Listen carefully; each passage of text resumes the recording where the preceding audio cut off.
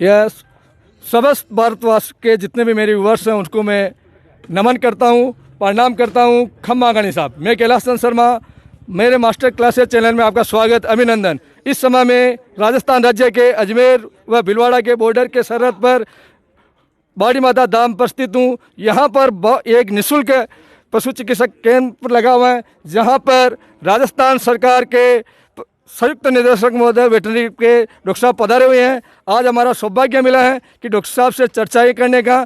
मैं सबसे पहले डॉक्टर साहब का बाड़ी माता धाम पर पधारने के लिए हार्दिक अभिवादन करता हूँ। डॉक्टर साहब प्रणाम साहब।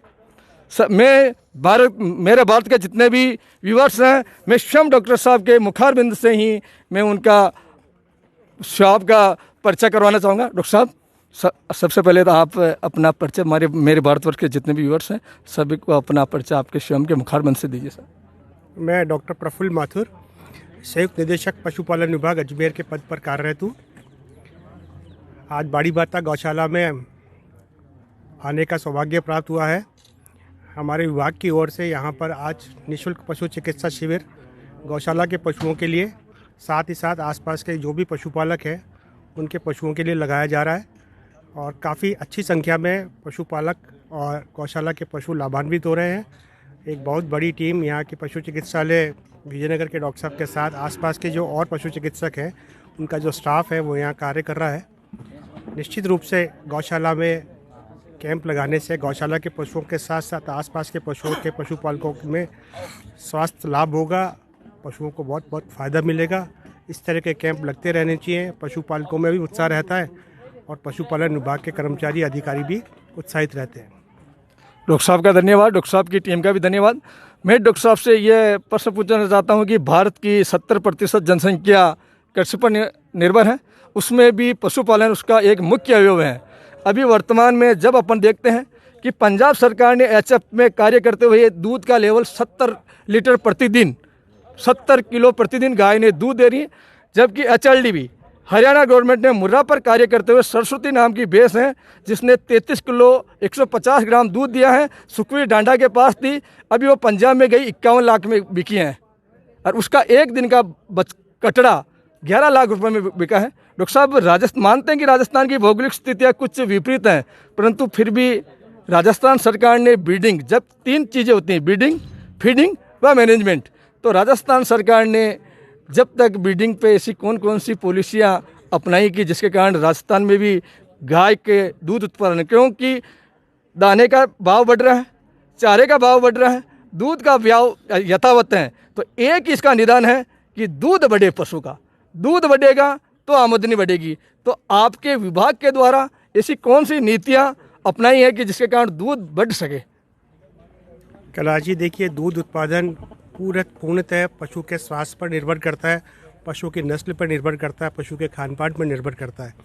यदि पशु की नस्ल अच्छी होगी, उसको उसी अनुसार अगर उसको खान पान मिलेगा, पशु स्वस्थ रहेगा, तो ऑफ कोर्स बिना किसी कारण के ऐसा कोई कारण नहीं है कि पशु में दूध नहीं बढ़े। रही राजस्थान की भौगोलिक स्थिति तो अपने आप में डिपेंड करती है। पंजाब और हरियाणा की स्थिति यहाँ से कुछ अच्छी है, यहाँ के पशु कुछ मिनरल्स की कमी होने के कारण से पूरा दूध उत्पादन नहीं हो पाता है।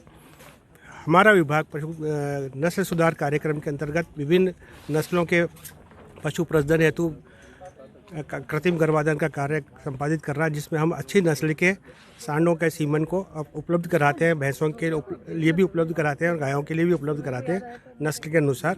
इसके अलावा हमारी HGM एक हाई ग्रेड मिल्क पॉलिसी चल रही है, जो कि गायों में बहुत ही अच्छी जो पेडिग्रीड बुल्स वगैरह होते हैं उनके सीमन उपलब्ध कराया जाता है और एक गायों के लिए अच्छा एक उत्पादन का माध्यम होता है वो। इसके अलावा भी हमारे विभाग की तरफ से राष्ट्रीय कृत्रिम गर्भाधान कार्यक्रम चल रहा है, जिसको NAIP बोलते हैं।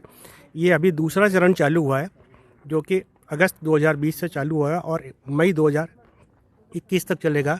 इसके अंदर हम विभिन्न इलाके में जो अच्छी नस्ल की गायें हैं उनको निःशुल्क कृत्रिम गर्भाधान डोर टू डोर जाकर उपलब्ध करवा रहे हैं। उससे पहले भी फर्स्ट फेज चालू हुआ था, मई 2020 तक चला था। तो इससे हमारा विभाग में जो पशुपालक हैं काफ़ी लाभान्वित हो रहे हैं और उनसे जो बछड़े पैदा होते हैं वो बछड़ों को भी विभाग वापस खरीद के उनको ब्रीडिंग स्टेशन पे सीमन कलेक्शन के लिए भेजता है, जो कि ये आवारा पशु जो नर बछड़े घूमते थे, वो नर बछड़ों को वापस जब गवर्नमेंट खरीद लेती है तो पशुपालकों की आमदनी में वृद्धि होती है और पशुपालक एक बछड़े को रखने के लिए भी प्रेरित होता है। मानते हैं कि वर्तमान की बढ़ती हुई स्थितियों को देखते हुए डॉक्टर साहब की जब यदि 50% पॉसिबिलिटी होती है कि बछड़ा होता है, 50% पॉसिबिलिटी होती है कि बछड़ी होती है, तो वर्तमान में सरकार ने सेक्स सीमन जो अपने पंजाब और हरियाणा में है, जिसके कारण 95% बछड़ी पैदा होने की संभावनाएं होती हैं। पंजाब और हरियाणा में तो सेक्स सीमन अनुदान पर उपलब्ध होते हैं, क्योंकि 3,000 के आसपास उसकी कीमत होती है, परंतु अनुदान पर आने के बाद तो क्या राजस्थान में भी इस प्रकार की संभावनाएं बढ़ रही हैं या कब तक आने की संभावनाएं हैं? यदि जब भी आपको कभी भी आपके स्टेटमेंट राजस्थान सरकार तक पहुंचाने का आपको मौका मिले तो इस बात को भी सर आपके माध्यम से पहुंचाइए। तो सेक्स सीमन के बारे में भी कुछ अल्फाज आपके मुखारबिंद से sir. Sex semen of course अपने आप में सेक्स का मतलब यही है कि हमें बछड़ी चाहिए ताकि गायों का उत्पादन भी हो और गायों की जनसंख्या में भी वृद्धि हो, क्योंकि नर बछड़े हमारे यहाँ आजकल कृषि में बहुत कम काम आते हैं, ज़्यादा ज़रूरत नहीं पड़ती उनकी। ट्रैक्टर वगैरह आ चुके हैं, जेसीबी वगैरह आ चुकी है, तो कृषि में उनका आजकल योगदान कम रह गया है। तो सेक्स सीमन पे राज्य सरकार की तरफ से काम चल रहा है और आशा करते हैं गवर्नमेंट पॉलिसी के अनुसार जल्दी ही ये सीमन विभाग की ओर से उपलब्ध करवाया जाएगा, जिससे कि 90% से ज़्यादा बछड़ियाँ ही पैदा हों ताकि पशुपालकों की आय में उत्पादन में वृद्धि हो।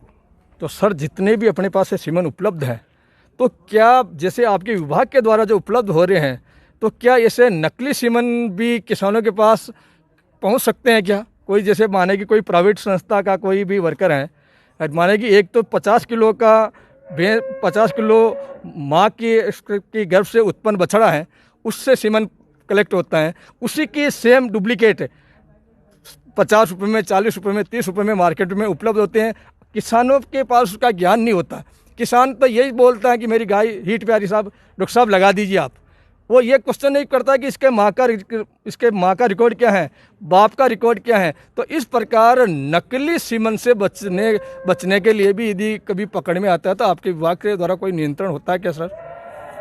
हाँ, हमारे विभाग से नियंत्रण होता है और हम पशुपालकों से ये अवेयर करते रहते हैं, उनको बताते रहते हैं कि आप जब भी कृत्रिम गर्भाधान के लिए अपनी गाय या भैंस के लिए ले जाएं तो अधिकृत व्यक्ति से ही, पशु चिकित्सालय या पशु चिकित्सक से ही अपने गायों या भैंसों का गर्भाधान करवाएं, क्योंकि मार्केट में कई तरह के लोग बाज़ार में रहते हैं और वो कहीं ना कहीं से सीमन अरेंज करके उसको अपना ब्लैक मार्केटिंग करके और वो पशुपालकों को हानि पहुंचाते हैं। तो हम पशुपालकों से यही निवेदन करेंगे कि जब भी आपकी गाय या भैंस पाले में आए, हीट में आए, तो आप अधिकृत पशु चिकित्सक से ही सीमन लगाएं ताकि ये डुप्लीकेसी की समस्या न आए और पशुपालकों को आर्थिक नुकसान ना हो। डॉक्टर साहब को मैं अंत में एक ही प्रश्न पूछना चाहूँगा कि डॉक्टर साहब अपने वर्तमान स्थिति को देखते हुए यदि कोई भी युवा 100% को तो राजकीय नौकरी मिलती नहीं, प्रतिभाशाली बालक होते हुए भी नौकरी प्राप्त करने में असफल होता है, अवसाद का शिकार होता है।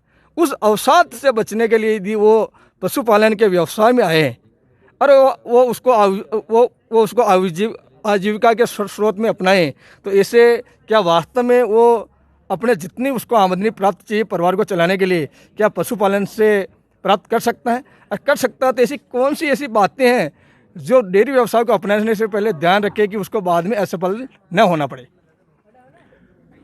देखिए, डेयरी व्यवसाय तो एक एंडलेस व्यवसाय है, क्योंकि लाइफ की हर स्टेज पे हमें दूध, दही, घी, छाछ तो चाहिए ही होता है और ये सब चीज़ें बिना पशुओं के उपलब्ध होना संभव नहीं है। तो जो भी व्यक्ति अगर इस व्यवसाय से जुड़ता है तो ऑफ कोर्स वो हर किसी पशुपालक के साथ साथ अपने समाज से भी जुड़ता है और पशुओं के साथ साथ अगर उसका स्वास्थ्य सही रहेगा, उसको टीकाकरण समय से लगेगा, उसको गर्भाधान समय से होगा, अच्छी नस्ल के सीमन से होगा, तो अगर उसका दुग्ध उत्पादन होता है तो गौशाला का जो मालिक है या जो पशुपालक है पशुओं का, वो हमेशा अपने जानवरों से आजीविका ही लेगा, पैसा ही कमाएगा और अपनी गौशाला या अपने व्यवसाय को उन्नत कर सकेगा। अगर पशुपालक या नया बच्चा जो व्यवसाय से जुड़ना चाह रहा है और थोड़ा सा भी अवेयर है, थोड़ी सी जानकारी रखता है, तो संबंधित निकटवर्ती पशु चिकित्सक से संपर्क रखे। आजकल नेट के माध्यम से बहुत कुछ जानकारी अवेलेबल है, तो नेट के माध्यम से भी वो ज़्यादा से ज़्यादा नई नई तकनीकों के बारे में जान सकता है, पशु चिकित्सक से संपर्क रखेगा तो जो विभागीय योजनाएं हैं, विभागीय योजनाओं की जानकारी रखेगा तो अपने व्यवसाय को बढ़ा पाएगा। हर प्रोफेशन के लिए डेडिकेशन की ज़रूरत होती है, तो जो भी व्यक्ति इस व्यवसाय से जुड़ना चाहता है वो उसको समर्पण भाव से करे, व्यक्तिगत रूप से इसको अपना खुद का व्यवसाय मानते हुए करे, किसी और पर डिपेंडेंट ना हो, तो व्यवसाय में उन्नति की पूरी संभावना है। अंत में अंतिम प्रश्न है सर, वर्तमान में A1 और A2 मिल्क चलता है। कहते हैं कि वर्तमान में जितनी भी भारतीय नस्ल की गायें हैं ये A2 मिल्क देती हैं, विदेशी जितनी भी गायें हैं वो A1 मिल्क देती हैं। तो वास्तव में A1 और सर A2 में का क्या अंतर है सर? क्योंकि कहते हैं कि जितनी भी भारतीय गायें होती हैं उसमें थुम्ब पाए जाते हैं, कुब्बड़ पाए जाते हैं, जिसमें सूर्य नाड़ी पाई जाती हैं और वो विटामिन डी और कैरोटीन का वर्णक होती हैं। तो वास्तव में सर डॉक्टर साहब आप ये बताइए कि A2 और सर A1 पर अपने विचार व्यक्त कीजिए सर। ये आपने प्रश्न का जवाब खुद ही दे दिया है कि जिस गायों में तुमड़ होती है या हम्प होती है उस पर सूर्य की रोशनी ग्रहण करने की ज़्यादा क्षमता होती है, और जो उनसे उत्पादित दूध होता है, दूध हमारे शरीर के लिए संपूर्ण एक पोषण का माध्यम है। और इन दूध में जो हमारी भारतीय गाय हैं उनमें जो इम्यूनोग्लोबुलिन्स होते हैं जो कि हमारी बॉडी की इम्यूनिटी बढ़ाते हैं, तो इम्यूनोग्लोबुलिन्स जब हमारी बॉडी को मिलेंगे तो जो उसको ग्रहण करने वाला, दूध ग्रहण करने वाला जो व्यक्ति है वो स्वस्थ होगा, और जो स्वस्थ होगा तो उसके कार्य करने की क्षमता भी बढ़ेगी, और कम बीमार पड़ेगा तो बीमारियों पे खर्चा भी नहीं आएगा और परिवार अच्छा से चलेगा। डॉक्टर साहब का विचार है कि भारतीय नस्लें भी किसी से पूरे विश्व में कम नहीं है। ये तो अपनी मानसिकता है, क्योंकि भारतीय गिर गाय को ब्राज़ील में ले जाकर के 50 लीटर दूध उत्पादन कर दिया है, परंतु अपनी ज्ञान के अभाव में ही अपनी भारतीय नस्ल को छोड़ रहे हैं। मैं तो यह कहता हूं कि हर गुट्टे यदि भारतीय नस्ल की गाय बांधी है तो कहीं बीमारियों से बचा जा सकता है। एक बार मेरे सहयोगी से कहूँगा कि जितने भी हमारे चिकित्सा विभाग के जितने भी सहयोगी साथी सेवानिवृत्त डॉक्टर साहब भी बैठे हुए हैं, सभी का एक बार धीरे धीरे कवरेज करके खड़े होकर सभी का देखिए, आप देख रहे हैं मेरे भारत के जितने भी पूरे विश्व के जितने भी मेरे व्यूवर्स हैं, आप देख रहे हैं सारे के सारे चिकित्सा विभाग से जगत के हस्तियाँ हैं। पीछे नौरोजी भंडारी साहब बैठे हैं, पीछे जालिया के सरपंच साहब आदित्य कुमार जी भी बैठे हैं। इस प्रकार के सभी सहयोगी मिलते रहते हैं तो आने वाले समय में निश्चित इसके सकारात्मक परिणाम मिलेंगे। और एक बार मैं पुनः अंत में वापस डॉक्टर साहब का तहे दिल से धन्यवाद देना चाहूँगा।